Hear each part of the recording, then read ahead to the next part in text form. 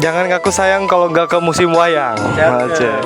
Kami dari kelompok 7, perkenalkan nama saya Jeki Ahmad Nurhani 980 dan di kanan saya ada Yasin. Saya Sidinadin Zidane 997.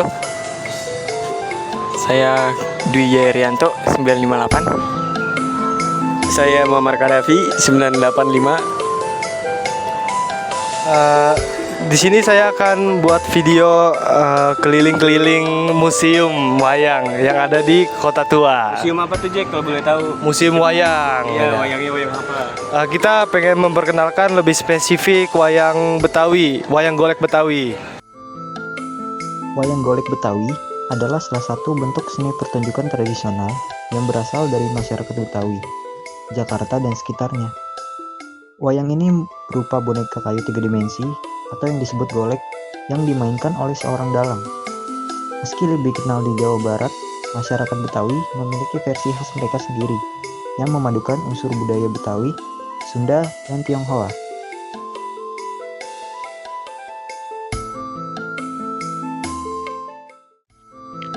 Ciri khas wayang golek Betawi. Yang pertama itu bisa dilihat dari bentuk dan busana. Wayang golek biasa terbuat dari boneka yang dari kayu dengan ukuran bervariasi. Dihias secara mencolok dengan pakaian khas Betawi seperti kebaya dan kain batik, serta ornamen warna-warni.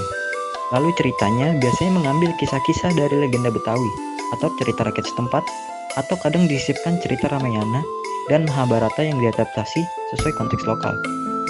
Bahasa yang digunakan adalah bahasa Betawi atau campuran dengan Sunda, penuh humor, sindiran sosial, dan interaksi langsung dengan penonton. Musik yang diiringi oleh orkes gambang kromong atau tanjidor yang menambah kekhasan nuansa Betawi dalam pertunjukan.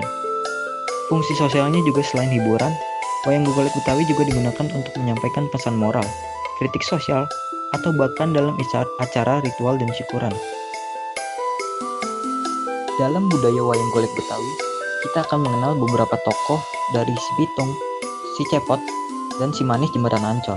Mari kita bahas satu persatu. Yang pertama kita akan mengenal si Pitung. Si Pitung adalah tokoh legendaris dari Betawi yang hidup pada akhir abad ke-19 di masa kolonial Belanda. Nama aslinya konon adalah Solihun, dan dia berasal dari kampung Rawabelong. Si Pitung dikenal sebagai pembela kaum lemah. Dia kerap merampok harta para penjajah dan orang kaya yang zalim untuk dibagikan kepada rakyat miskin. Dalam cerita, si Pitung digambarkan memiliki kecerdikan yang luar biasa dan sering menyusahkan penjajah. Dia juga dikenal sakti, mandraguna, karena konon memiliki ilmu kebal. Si Pitung menjadi lambang perlawanan rakyat Betawi terhadap ketidakadilan sosial dan kolonialisme. Dalam wayang golek Betawi, si Pitung biasa tampil sebagai protagonis gagah dengan busana khas Betawi seperti baju koko, celana komprang, dan peci. Pertunjukan sering menampilkan kisah perjuangannya melawan penjajah dengan selipan humor dan pesan moral.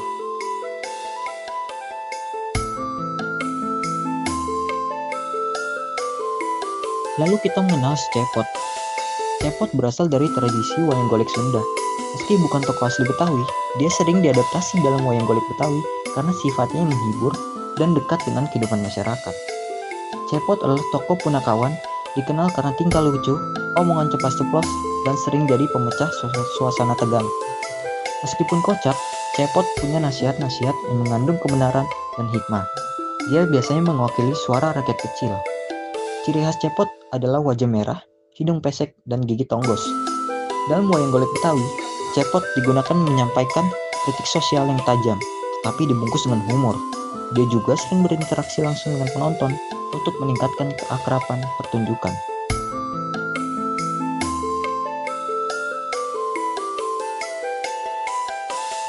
Lalu kita mengenal si Manis Jembatan Ancol. Si Manis adalah tokoh dari cerita rakyat Betawi yang legendaris. Ceritanya muncul sejak masa kolonial dan terus berkembang hingga dikenal luas melalui film dan sinetron. Si Manis digambarkan sebagai sosok perempuan yang cantik yang meninggal secara tragis di sekitar Jembatan Ancol. Ada berbagai versi cerita, salah satunya mengatakan dia dibunuh secara kejam oleh majikannya. Wujudnya cantik, namun bisa berubah menyeramkan ketika sedang marah atau mengusik orang yang berniat jahat. Kehadiran si Manis sering dikaitkan dengan ketidakadilan yang dialaminya semasa hidup. Dalam wayang golek Betawi, si manis muncul sebagai elemen mistis, biasanya untuk membangun ketegangan atau memberikan pelajaran moral bahwa kejahatan akan menuai balasan. Bonekanya dibuat dengan ciri khas perempuan cantik berbusana kebaya dengan nuansa misterius. Keberadaan ketiga tokoh tersebut membuat wayang golek Betawi tidak hanya menjadi sarana hiburan, tetapi juga media pendidikan sosial, refleksi budaya, dan pelestarian nilai-nilai lokal.